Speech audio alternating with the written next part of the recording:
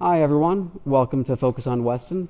My name is Phil Sutherland. I thought I'd take a few minutes first and just tell you guys what I've been up to for the past year. As you can see on the screen behind me and on the overlay right now is the band Monowhales. So during the lockdown, I had the lucky opportunity to work with this great band on some canvas pieces, some promotional and some projection pieces. So we got to create some content at Astrolab Studios, process it, use it for Spotify, and then also project it onto buildings throughout the city and use it connected with some live streams that the band did to promote the new album Daytona Bleach. So it was nice to get outside and do some fun art throughout the city. So this is artwork created by Rand and Nice from myself. It was originally shown at the Amsterdam Light Festival in Amsterdam. This rendition here is at Ontario Place last winter. We were lucky enough to be involved in the Winterfest at Ontario Place, so we got to set up our interactive light artwork and present it. Unfortunately, COVID made us close it a little bit early, so that was kind of a shame. Those who know me know that I'm the owner of Reprint Studio 205. We've been serving the community since 2011 at its current location in Southwest Toronto. It's a pantograph studio and a blackout studio, so it's great for portraiture or lighting specific setups where you have to match or create a very specific lighting setup. It's very good for particular light. So what it doesn't make up for in size, it's really good in speed. We're one of the few photography studios that comes with a lighting tech and the equipment included in the price. So if you're looking to shoot in the future, check us on out. So West Toronto Photography Group has been working with the City of Toronto and the Street Art Program to create bicycle barriers for the Bike TO program that are accessible to artists who are differently abled and digital artists as well. So we've been creating digital prints that we've been wrapping onto the Bike TO line dividers, as you can see here in this video. It's a 3M product. We wrap it on, use a little bit of heat, and squeegee it on, and it lasts just as long as the paint does and gives us a strong, colorful, long-lasting barrier. So it allows us to have differently abled artists who work digitally and in different formats to create and share with the city. So hi guys, this is some footage from some of our lighting workshops. We really do miss having lighting workshops like we used to. We are looking forward to the time in the future when it's safe for us to do so again. In the meantime, we have to meet virtually online for now, but in the future we are looking at ways to get people back in the studio, even individually. Whatever we can do to safely get things going, we will be when we can. But for now, hello online, and we'll see each other again soon in person. So this lighting setup that we're going on behind us right now, our model Sienna, we are doing a 3-light setup. The 3-light setup is 2 strip boxes about 3.5 feet behind the subject, aimed just above mid-thigh. So as you can see in the picture, just aimed slightly in towards the subject to give straighter lines. And there basically is the outcome of the 2-light strip. And then we'll build and add the 3rd light in the next shot. So that's just a 2-light strip. Using just edge lighting is great when you're trying to facet your model or have them turn left or right. Leaving the front or center line to the camera in shadow gives a very dramatic and shapely look to photos. So whether it be bodybuilders, musicians, anyone you're looking to create a dramatic or edgy image of, edge lighting and letting the shadows fall to the center and then having the subject look left or right is going to give a really cool result, as you can see in the shoot going on behind us.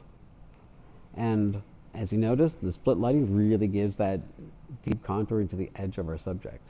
So now we're going to change up our lighting. We're going to go to the centered light, which is great for floor work. So we're doing a single light, 3 feet from our subject, 6 feet from the background, giving us a very nice fall off. We're using a mid-size octo with a single reflector on an Electrum flash. So again, the light is 2 feet from our subject on a steep angle, and then 4 feet to the background. So it's a 1:2 ratio, so the background should drop off by about a stop and a half by the time it reaches the background.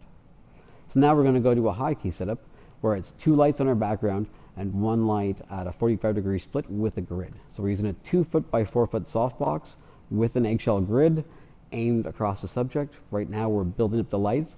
Our background lights are 1.5 stops brighter at subject.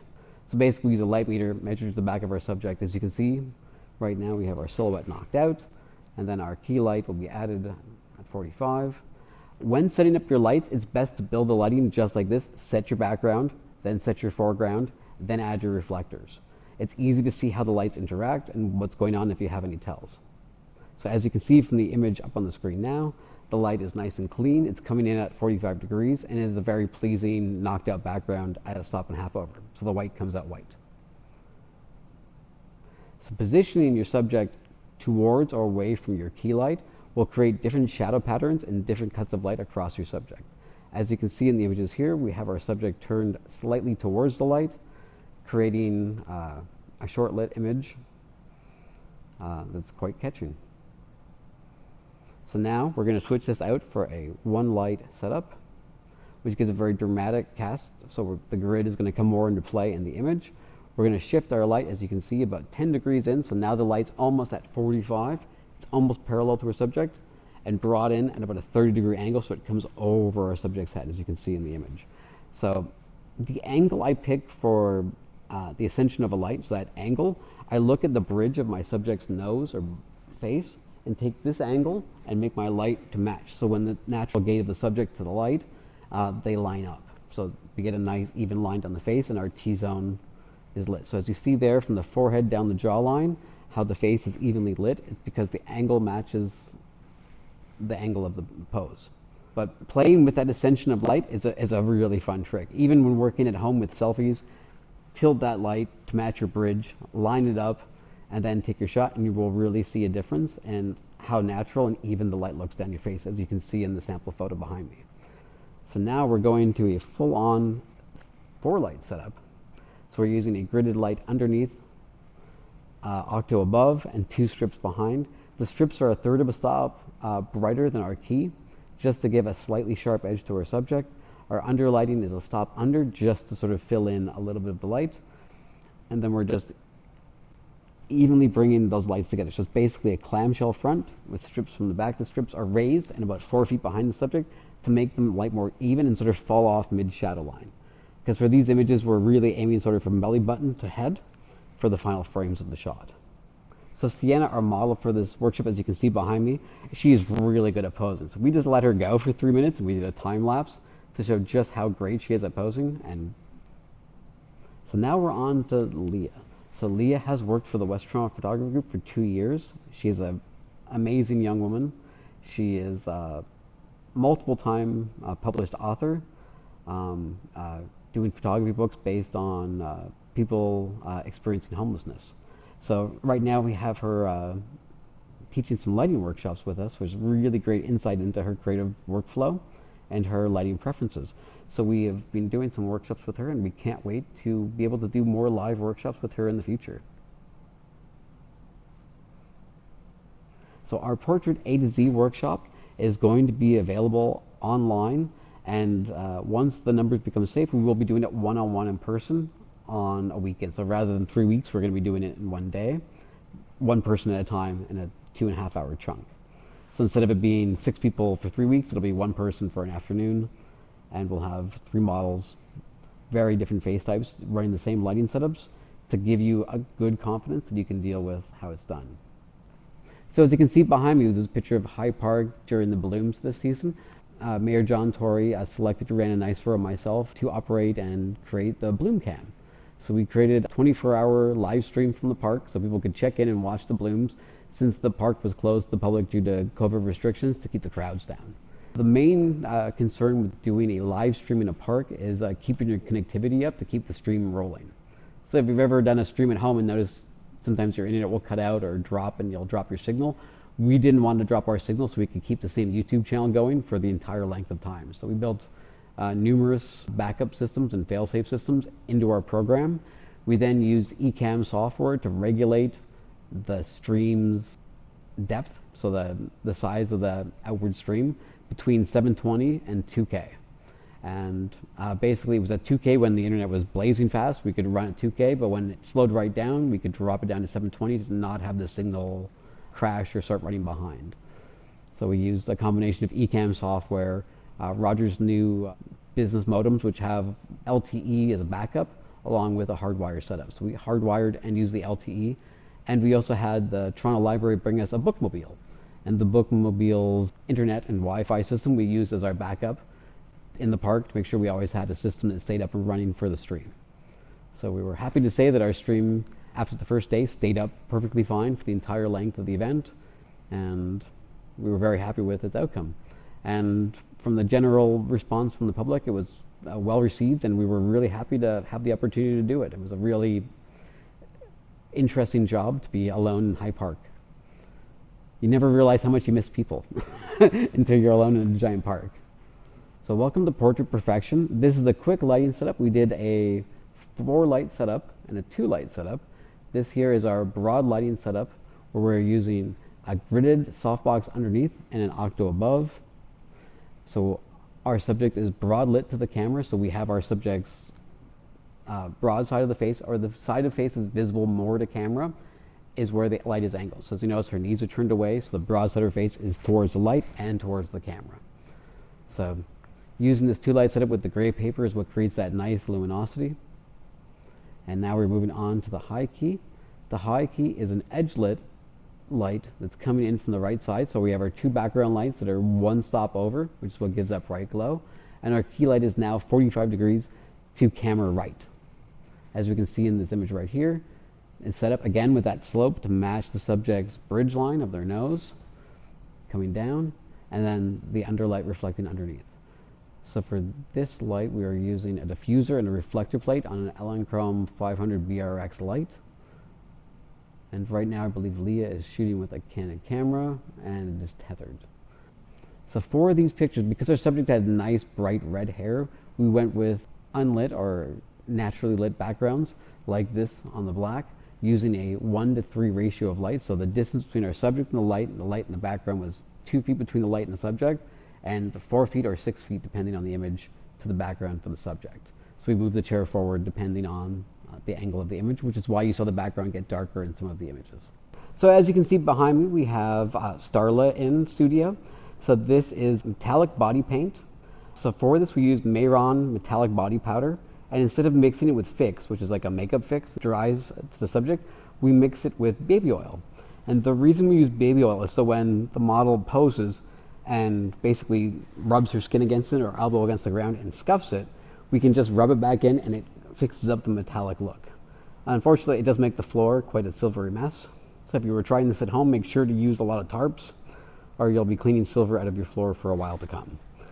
So makeup wise, Mayron made this particular body powder, and we mixed it just with a little bit of baby oil according to the same amount they would have used for the fix. A safety note, if you are using Mayron metallic powders, make sure to do an allergy test before you place it on your body in case you are allergic to metals. These actually do contain metal, so it's always better safe than sorry, especially with body makeup. You don't want to have a reaction when it's all over you. So for safety, test on your model's arm a day or 2 before the shoot. Just do a swipe and see if it reacts overnight before you cover someone in metallic paint. In particular, we used silver mixed with rose gold to create a warmer looking silver. So that's why it almost looks like a slightly pewter look for the image. If you really want to look metallic, I find the straight up gold or the white silver to be very metallic. You can order these materials online and they're available on Amazon or at makeup stores when they're open. Our lighting setup for this is 1 light centered, 2 lights on our background. We're using a beauty dish with a grid, which is going to give us a sharp angle so the light comes in really crisp and sharp to fill in those details. So those tucked up poses will have a really nice sharp delineated line around the face of the subject and knees. So our background is 2 stops over. So now we're on gels. We had the great chance to work with some color gels, and metallic body paint is a whole lot of fun. So we used a red and a blue gel with grids on lights about 1 foot behind our subject, casting down, as you can see, creating a shadow down the middle. So we feathered the 2 together so that the colors meet in the center. So when she turns to the left or right, we end up with the blue or red facet. So as we see, she turns from left to right. Again, remember, make sure to tape down your tarp if you have a model standing on a tarp so they don't slip and fall on the tarp. The red and the blue filters are used on Electron BRXI 500s with grids. I believe the 10 degree and the 20 degree grid are what's on the two different pieces. The blue is 20 and the red is 10. So in particular, these images were shot during a lighting workshop. We also do workshops with Sierra in silver where we do LCD projectors behind and on our subject as well. I would just like to say thank you to our sponsors, Broncolor Canada, Tether Tools, Astrolab, Studio 311, Reference Studio 205, and Artscape Weston Commons. So thank you again for making Focus on Weston a possibility. I just wanted to give a great big thank you to all of the artists involved in doing talks and to the staff at West Toronto Photography Group. I want to take a quick moment just to thank Adam, Leah, Lisa, Will, and everyone else involved, and Rihanna at West Toronto. We really appreciate all of your help. And thank you for tuning in to Focus on Weston. We look forward to being able to see you all in person soon. We hope you all stay safe, and we look forward to seeing you soon. Keep shooting and stay creative. Come in and find out why we were voted one of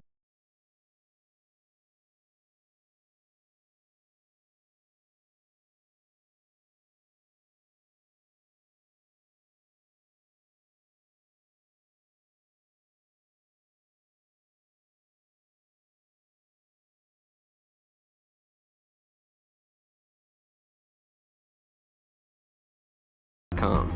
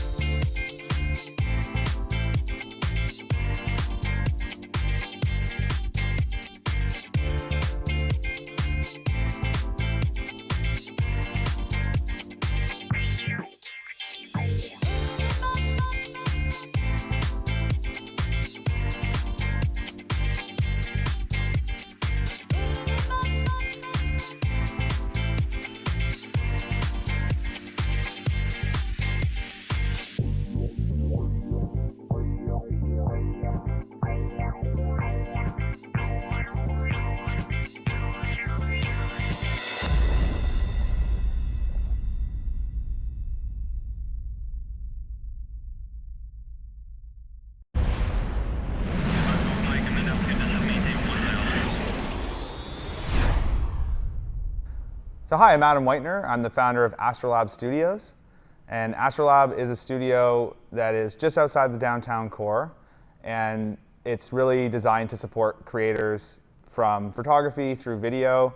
We do everything from music videos, commercials, talking heads, through to gallery shoots for some of the TV and movies that are being shot in the city, right to beauty shoots, editorial shoots, and everything in between, all kinds of creative projects, even live streams nowadays. That's a very popular thing these days. We get to support a lot of the different sort of facets of creativity in the city, and yeah. As a photographer, I'm very fortunate to have access to the space and tools that I do have there, and other resources like a post suite as well that has a very capable Mac machine in there. You know, of course, enables me in a lot of ways and opens a lot of doors for me as a photographer. I'm very lucky that way, that now that I've got the foundation of the studio and it's booking with other people are booking it to do their thing in it, and that's all working really well. Now I can start really sinking my teeth into my own creative projects. And so I'd say it's really enabled me to be able to do that. And it's definitely like throwing some fuel on the fire, if you will, as far as like the momentum and the progression of my own skills as a photographer and sort of where my career as a photographer is heading. It's sort of just like put it in, you know, hyper mode or whatever. Well, for me, you know, coming from a marketing background, I used to work in marketing agencies serving a lot of Fortune 500 and sort of bigger brand name clients. It was really important to me that that kind of came through, and that so I really focused on the brand Astrolab first and kind of what it meant. Being that it's about space and exploration, It's about trying things that haven't been tried before, breaking things, trying again, tinkering, that sort of thing. And so that was kind of the whole vibe that I really wanted to come across. I wanted it to feel like the kind of space that as soon as you walk in, you're inspired to break stuff and try things you never tried before. And so I think that was the biggest focus for me as we were creating the space and launching it. Second to that, and kind of, it goes in tandem with that, is just comfort and making it a clean, comfortable space. Even pre-pandemic, like cleanliness and comfort was always very important. We want people to feel kind of like they're at home or hanging out at a friend's place or something, because when you're comfortable, you feel enabled that you can create anything. You're not being held back by limitations of the physical space that you're in. Well, I mean, I've always been a huge music lover my whole life, and I never really thought much of that beyond just like, yeah, sure, doesn't everybody love music? I mean, music's the best, right? But more recently, I've gotten into DJing, which has kind of really expanded my love and connection with music and brought things to a new level, because it's like now I'm actually interacting with the music and I have some form of control with the music as well. And I'm finding that the music is really starting to influence what I want to shoot as well. And so we had the opportunity to work with this really fantastic dancer, Julia Walton. And I've seen some of what she can do through her work with Phil. And I know she's crazy talented, and she definitely brought it for this.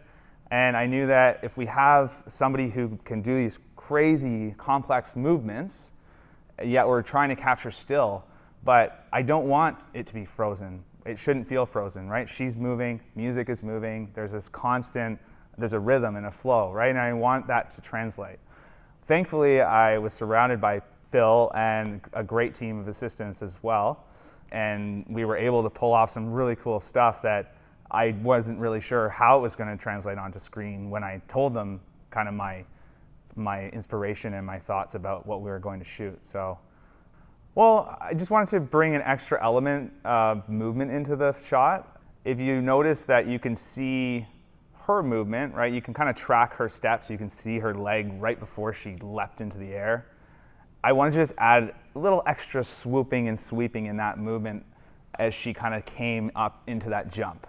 And so I think that really achieved that. It also pumped a lot of color into the image. I'm all about color. Typically, I would do that with, well, I shouldn't even say typically, because I'm really starting to explore color. Gels have been, so far, my number one way of injecting color into a photo. Love working with gels, but we did do a gelled setup for this. It looked great. I love it as well, and you're gonna see that one, that's the blue. But for the red, we thought, you know what, let's use white light, but we're gonna have color with the fabric instead. And because of the movement and the way that it stretches across the frame, it injects red like crazy into the whole frame. So that was why we were using the fabric.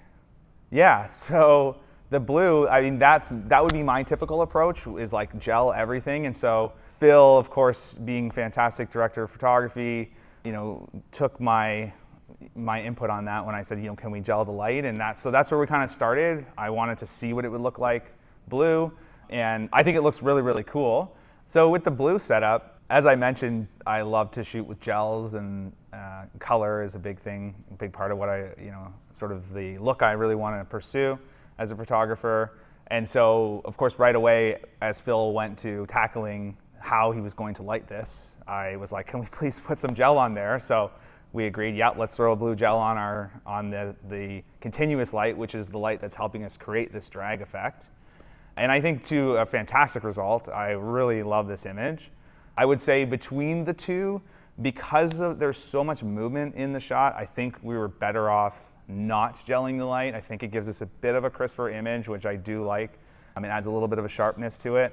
So I think for this type of shot, I would probably avoid gels, or I would maybe add a light that could throw a bit of color in somewhere. I might find another way to approach it, but I probably wouldn't put color on our continuous light for the reason that it softens it up.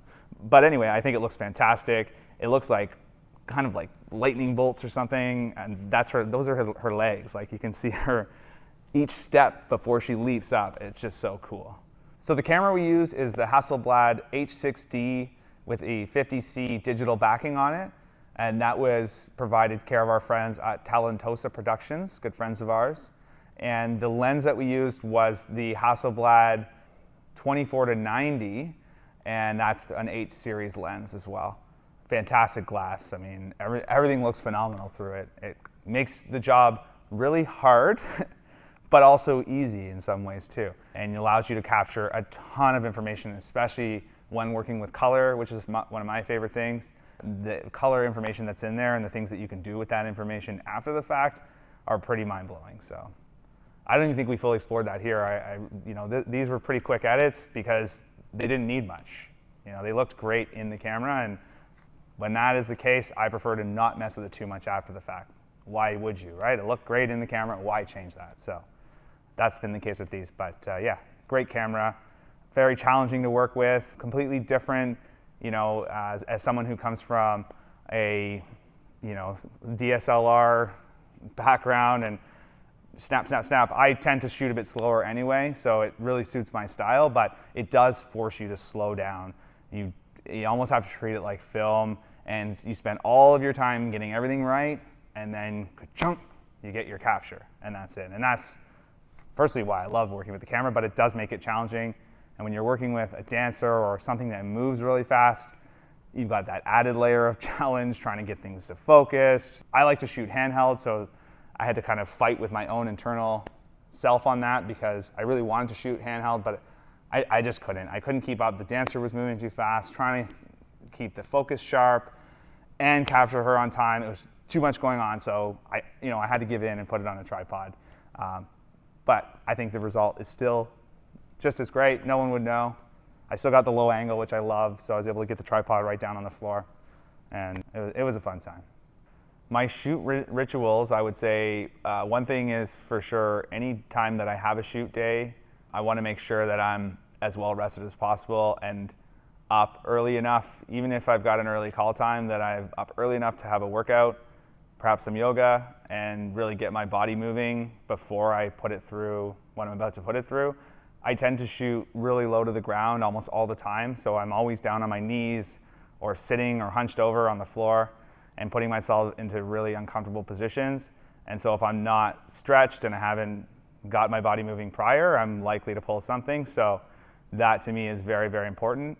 I also feel that the way I fuel myself throughout the day is really important as well. As much as I love to just drink a lot of coffee and eat snacks on the craft table, I think it's really important that I'm drinking lots of water, staying hydrated, and putting good fuel into my body and not just a bunch of junk. And that does come through, I think, in the work because I'm not suffering through the day, I'm thriving through the day instead, and I'm able to flourish creatively. So I definitely have some people to thank as far as, first of all, that shoot that you saw that I just talked about and showed you there. First of all, my director of photography, Phil, who's also my mentor and good friend, and he's taught me literally everything I know about flash photography, basically, and using flash. My background prior to working with him was very much rooted in continuous and motion mostly, and so moving into stills and having Phil by my side has been so key. For this shoot particularly as well, Lisa and Leah, I also need to give a shout out to for their assist on the day and helping. It takes a lot of more people than you might imagine to pull something like this off. Working with a camera such as that, having a dancer, there's a lot of elements going on, so having a team is really critical. And of course, Broncolor Canada, who came out with us on the day and brought out some fun toys for us to play with. It was a great time. Really appreciate the support from them. And obviously they provide fantastic, their sources are like no other. So I also want to shout out my friends at Neighborhood Studios. They've been very supportive of me as well as I move really full forward into my own photography career. They actually even reached out to me directly to let me know that they've got my back. And we do a lot of work together between the two studios. We have their gear in our studios all the time. They have a lot of great gear that that we don't carry and that our clients need. So they're always hooking up and bringing gear over, and they're just great people. So great studio to shoot in, fantastic gear, good people to work with. So definitely want to shout those guys out.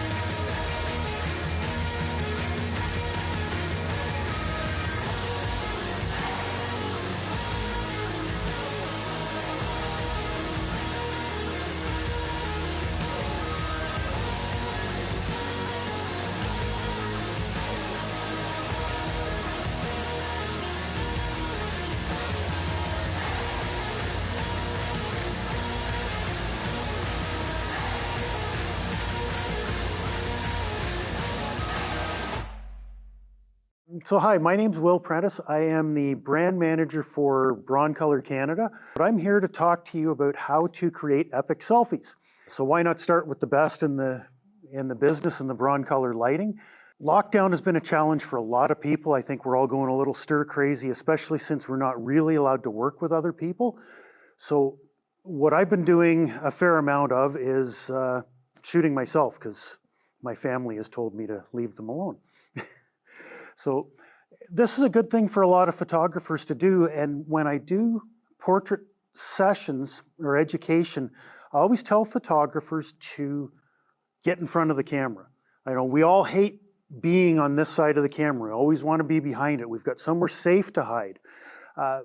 But it's better for us to learn what it's like to be in front of the camera and learn what's comfortable for us and what isn't, and see how we're projecting to the people that we're photographing.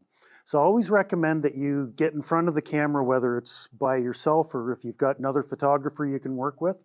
So today is about the setups so that you can get in front of the camera and practice. The nice thing is practicing selfies, you don't have an audience. So that always makes things a little easier, especially for people that are self-conscious. I think that's why they like to hide behind the camera.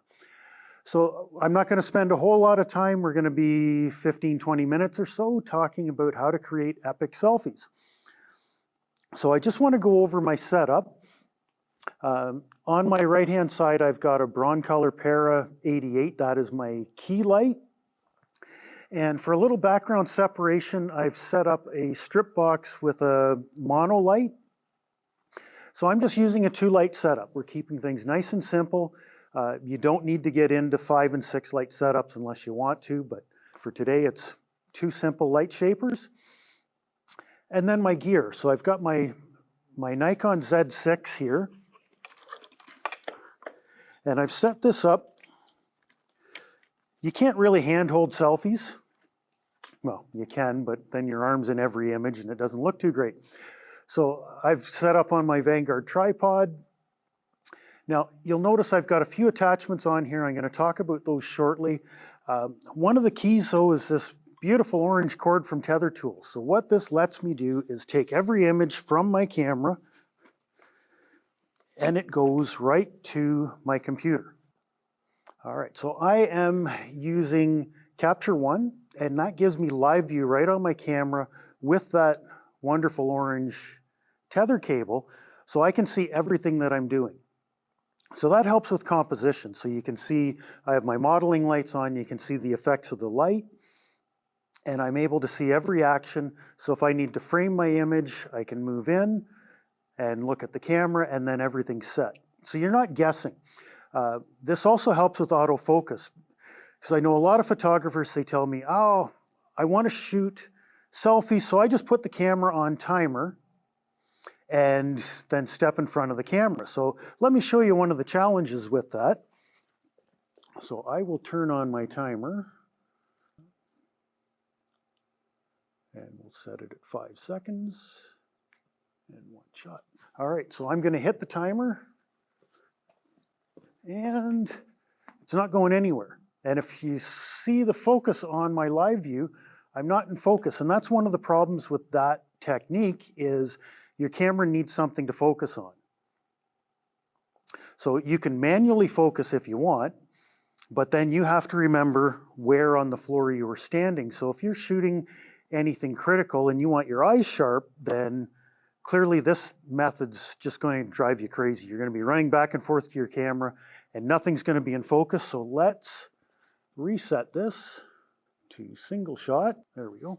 So there's a couple of different ways. One is I can use my corded shutter release.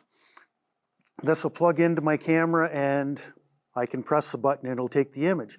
The only problem with this, though, is now I've got this in my hand, so you have to find some way of hiding this. So you can mess around with your timer mode and keep this in your back pocket, press the button and hide it. That's one way to get through your selfies. The other option, which I find a little handier, is with a wireless remote. So this is one of the devices on the top of my camera that's plugged in to the side. And with this now, if I'm in standard mode, I can keep my hands behind my back,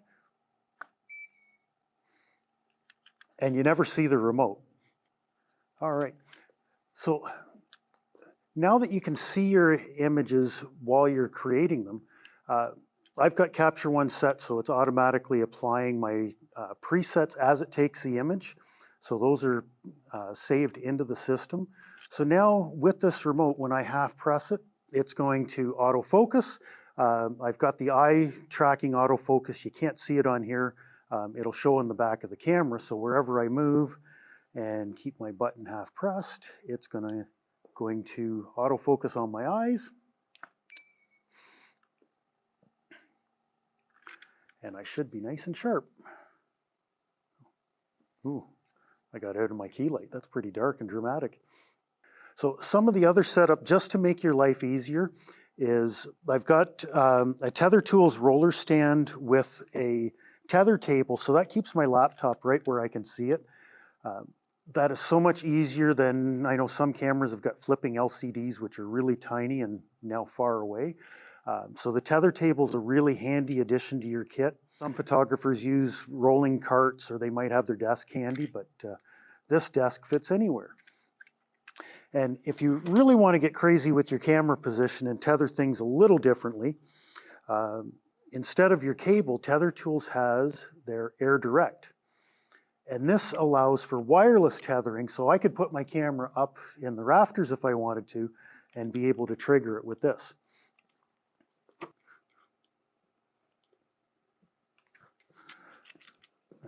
it in manual and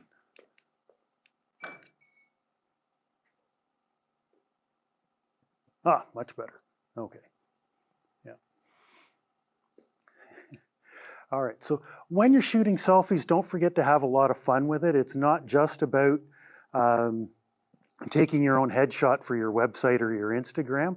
So the nice thing is, because my camera will autofocus, and let's just readjust my light. So now if I want a full-length image, I can stand back here. If you want to hide this, now we can put the camera into timer. And what I like to do when I'm trying to play around a bit more is I'll set a 5-second delay. And let's set it to 5 shots. There we go. All right. So I can half press to get focus. Green light's flashing, remote goes in the pocket.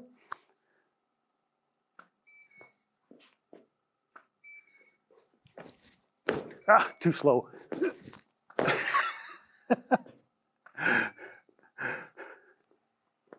And get your exercise. Oh, I actually was jumping. Perfect. So those are my tips and tricks. It's a lot of fun taking your own picture. So get your exercise while you're at it. Hopefully you get a beautiful space like this to shoot in. So this should get you going, and hopefully you can keep your creative juices flowing and go and follow some of our other photographers who've done some amazing selfie work. And I'll give a shout out to our camera operator, Lisa, because she's been doing some great selfies. Yeah, turn the camera around, say hi. No, don't worry, Phil will put you on there. All right, so that's it for me.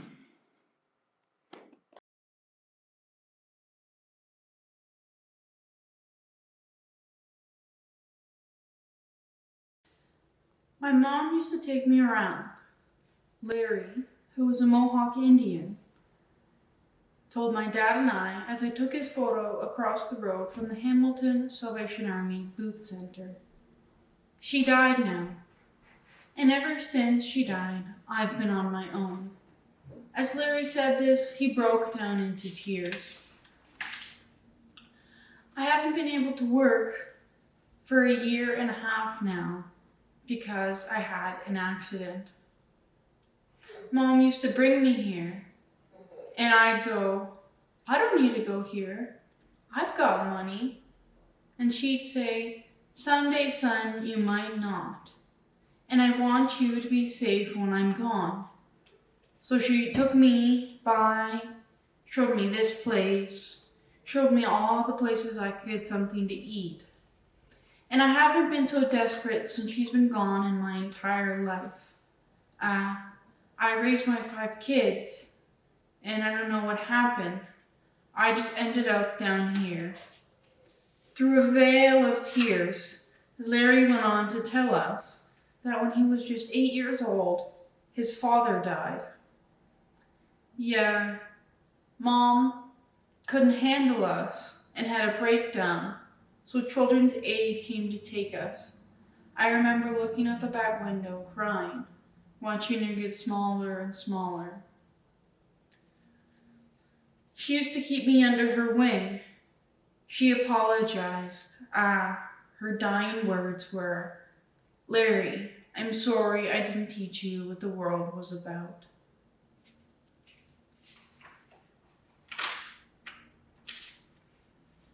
I was kidnapped for 6 years. Trina, not her real name, told my dad and I, as I photographed her at the corner of Green Street East and Victoria Street in Toronto. "Yeah, it was on the news," she exclaimed. "I've been raped and beaten on the street. I've been stabbed 1,000,000 times. The cops don't care. The cops will just want you to get beaten. Yeah, a lot of poor people get beaten all the time, and the cops just stand there and laugh." At this, Trina started to cry. "Sorry," she said. "It's a touchy subject. I was raped by cops when I was 15. So I know what it's like. They beat you all the time, and if you don't have drugs, they'll take your money. They think you're no good or nothing," Trina continued. "I didn't have parents. I raised myself. Yeah, my parents were drug dealers. A lady took me in and tried to get me to go to school, but by then it was too late after being raped, beaten, tortured, and given drugs. It's no fun. I didn't have a choice." Good evening. My name is Leah Denbok, and for the past 5 years, I have been working on a project to change the general public's often negative perception of people experiencing homelessness. More precisely, with my book series, Nowhere to Call Home, Photographs and Stories of People Experiencing Homelessness, and my exhibitions, I'm trying to both humanize people experiencing homelessness and to shine a spotlight on their plight. However, if there's one message that I really want to drive across my talk, it is this: if you don't know them, don't judge them. After all, is it wise to draw a conclusion, especially an important one, without knowing the facts? Of course not. But this is precisely what we're doing with people experiencing homelessness. We don't know the facts, we don't know their stories, but yet we judge them. We think that they are lazy, that they have chosen to be on the streets. But who are we to judge these people? And how can we say that Larry is lazy or Trina chose to be on the street? It is important for us to see that these myths about people experiencing homelessness only serves to stigmatize a group that has already been marginalized.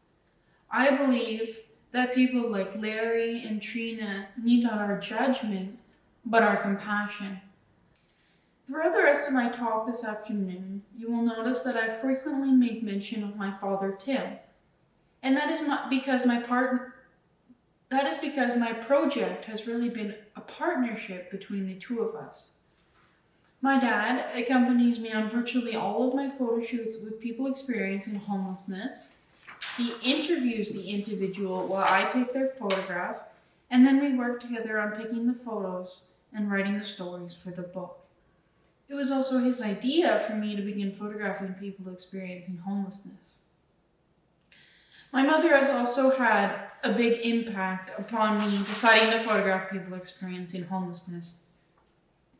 At the age of 3, she was found wandering the crowded, dirty streets of Calcutta, India, by a police officer. She had several deep cuts to the head and was probably bleeding at the time. Since the police officer was concerned and knew that Mother Teresa never turned away any children, he took her to Mother Teresa's orphanage near Malashusha, Brabant, where she was raised until the age of 5 when she was adopted to stay in Ontario. Needless to say, if it wasn't for the constant support of both my parents, I wouldn't be here in front of you today. Having photographed hundreds of people experiencing homelessness over the past 4 years, I have come to see firsthand how much our harmful comments can affect people experiencing homelessness. To give you just one example, I was photographing and chatting with a man named Stephen who was sitting on a bench outside of a bank in Collingwood. One of the bank's managers stormed towards us, barking, as Stephen put it, like a chihuahua. She had evidently been told that someone had open alcohol in front of the bank and wrongfully accused Stephen. Stephen also told us recently when he was panhandling, someone walked up to him and said, "Well, you look well fed." Despite being very offended at the gall of the person, Stephen said he bit his tongue. However, indignant as he recounted the incident, Stephen said, "I wanted to say, you son of a blank, I could have been 400 pounds yesterday. You don't know." Sadly, we found out that Stephen was beaten up on the street and killed shortly after the photograph was taken. When my dad and I came across Becky, she was in a bad way. She was sprawled out on the sidewalk less than a couple of meters from a busy road. Since we were very concerned for her safety, my dad and I had no qualms about walking up to wake her up. She also looked as though she could very badly use the $10 in which we pay all the people experiencing homelessness who model for me. Becky agreed to have her photograph taken. However, most of her responses were of a yes or no variety. She did say, however, that she had lived in Peterborough for 40 years, but that she now moved to Toronto. And when asked if she stays in the shelter, she said she stays there when it gets cold. When it was time to say goodbye, I said it was nice to meet you, and she said it was nice to meet you too. After I posted this photo of Becky on my Instagram, Humanizing the Homeless, I received several comments from people that knew Becky and were trying to get a hold of her. One woman, Amanda, said, "Thank you for being so nice to her. I am adopted and Becky is my birth mother." Another woman, Barb, commented, "Becky was a childhood friend and a wonderful person. This is what happens when mental health and life beats you down over decades. You are loved, Becky." And this one from Jennifer, "Thank you for sharing. Becky is the sister of my longtime friend of 30 years, Jean. We never knew what happened to her since she left to the big city. Life's too short. I hope she keeps well." And lastly, Nikki, "I am a friend of Dave. Dave is the brother of Becky, the one that you have photographed. Dave has not been in touch with his sister, and I was wondering if you have any information regarding her contact, if you could please forward it to us." Sadly, we learned that Becky was struck and killed by a car a few months after the photo was taken. And I ask you again, who are we to judge these people? Like Larry, Trina, Stephen, and Becky. And what I said earlier bears repeating. If you don't know them, don't judge them.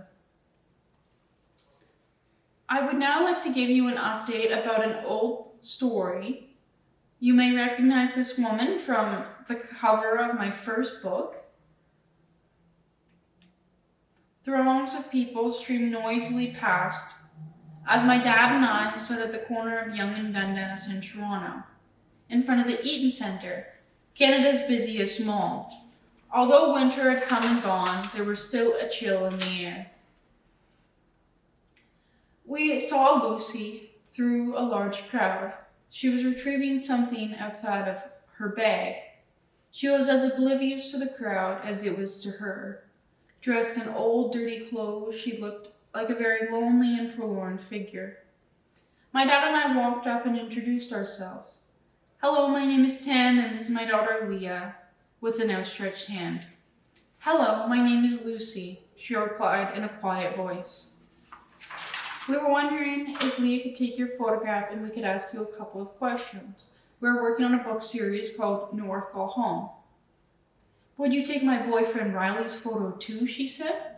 When we said yes, Lucy ran north along Young Street and returned about 10 minutes later with Riley in tow.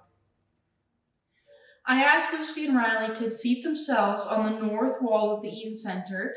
It has a massive lit up white wall which serves as a perfect backdrop. Lucy seated herself down and we began to ask her questions. "I used to have big dreams," Lucy said. "I've always been a writer, like journaling and short stories and whatnot. But now it's hard to keep up with the stuff that you love anymore. Because Lucy became an opioid addict since I was 14, she said. It's always been manageable. I had a job and was going to school. I had interests. However, one day she reached the point where her opioid addiction took over her life. She found herself with no job, no schooling to speak of, and no place to live. However, one day she reached the point where it all got too bad for her. Though my dad and I have met several people experiencing homelessness that told us that they've been able to cope with sleeping outside, Lucy is not one of them. A lot of people, like adjust, but I haven't. Not surprisingly, Lucy's eyes closed repeatedly as I tried to interview her. Lucy told us excitingly that she was soon going to be leaving the streets that she hates so much. It's transitional housing, and I'm moving in like 3 days, so I'll get my own bathroom and I'll share a kitchen. Sadly, this was not the case. For the following fall, when my dad and I returned to the Eaton Center, we saw Lucy and Riley once again sleeping on a cardboard box in the middle of the sidewalk. I was photographing another individual, and at one point, Lucy lifted her head up and looked around. My dad and I were shocked by her appearance. Although only in her early 20s, she looked as though she was in her 80s.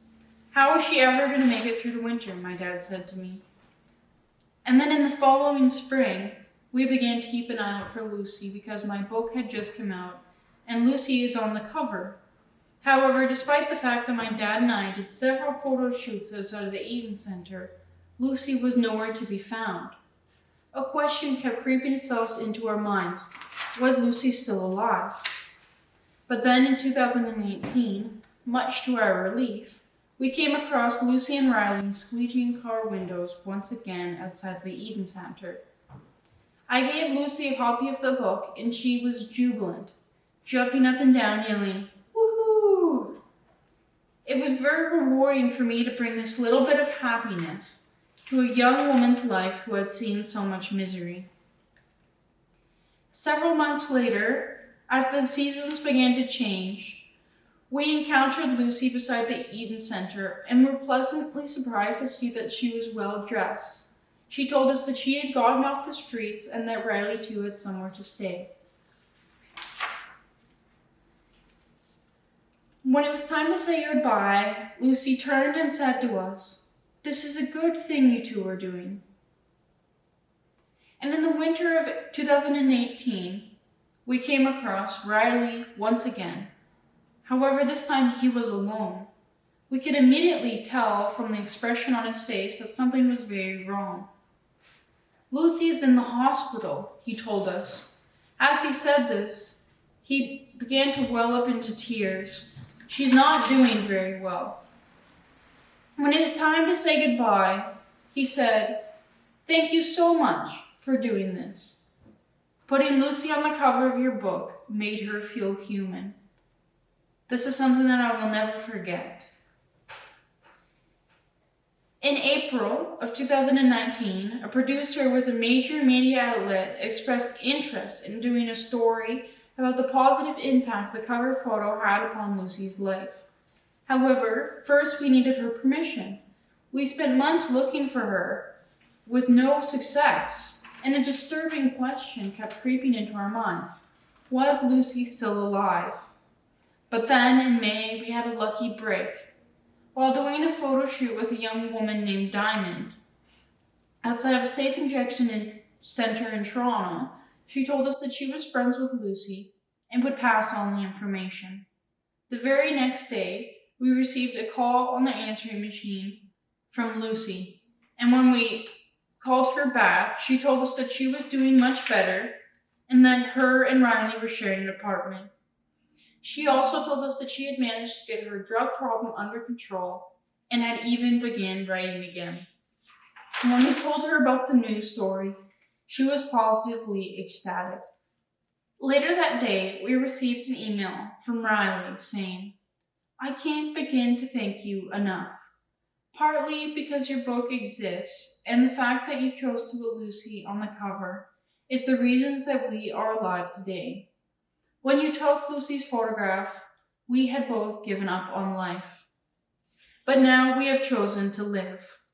We no longer smoke crack cocaine, which was very difficult to say the least. Lucy is a healthy weight and happier than I've seen her in a long time, and I know that I am. We are both currently housed and well on our way on being both happy in both mind, body, and soul."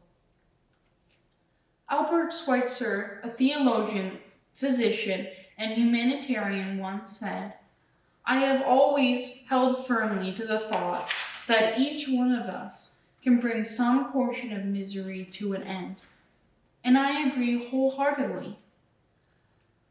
Let me suggest to you 3 things that we can all do to help people experiencing homelessness. Firstly, we can treat people experiencing homelessness with respect. To quote Mother Teresa, "We have the wrong idea that the only hunger is the hunger for bread. There is a much greater hunger and a much more painful hunger. The hunger to be loved, to be somebody to somebody. The hunger to be wanted. A feeling of being unwanted, unloved, and rejected. I think that is a very great hunger and a very great poverty." A couple of years ago, I was doing a photo shoot with a woman named Catherine, and she grabbed my dad's hand with obvious emotion in her voice, saying, "Thank you so much for doing this. Most people just ignore me." And a couple of years ago, when I was doing a photo shoot outside of the Salvation Army Hamilton Booth Center, one of the workers at the shelter said to me, "Days will go by where nobody will look at these individuals. Nobody will talk to them. But you look at them, you talk to them, and you are giving them dignity." This is something that we can all do. When you next see someone experiencing homelessness, crouch down to their level, look into their eyes, and say, "Hello, how are you doing today?" I think you'd be surprised how much these small gestures are appreciated and are important. Secondly, we can financially support organizations that help people experiencing homelessness. These organizations have the know-how and the resources to best help these people and are often cash-strapped and could really use our financial support. Incidentally, I donate 100% of the profits of both my books and my exhibitions back to homeless shelters. And if you're interested in supporting some of these organizations, I have lists of the organizations I know and trust at the back of my books. Third, we can pressure the government, both nationally and provincially, to build more affordable housing. David Giffen, the executive director of the Coalition of the Homeless in New York City, says, The vast majority of people experiencing homelessness are simply there because of lack of affordable housing. It is exceedingly rare for someone to choose to be on the streets unless they have no other rational options. In nearly 30 years of my involvement with people experiencing homelessness, I've yet to meet anyone who would choose to turn their back on an affordable place to live. We must always work hard to dispel the myth that people are homeless by choice, when in fact no choice exists. In closing, I want to read to you some words from one of my heroes, Nelson Mandela. It is in your hands to create a better world for all who live in it. Thank you.